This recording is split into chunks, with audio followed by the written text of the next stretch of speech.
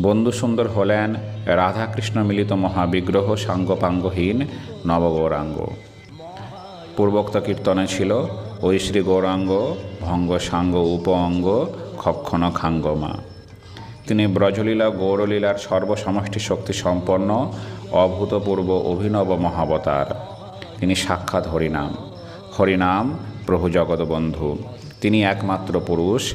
অমর্ত্য হরিনামের মূর্ত স্বরূপ তিনি। হরি শব্দ উচ্চারণে হরি পুরুষের উদয় হয়।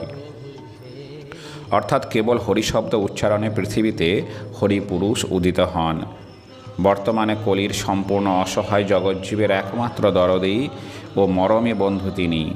অখিল জীবের সঙ্গে সমানে সমানে মিশে তাদের অহৈতুকী প্রেমে আবদ্ধ করতে তিনি এবার জগতের বন্ধু অর্থাৎ জগৎবন্ধু রূপে আবির্ভূত হয়েছেন।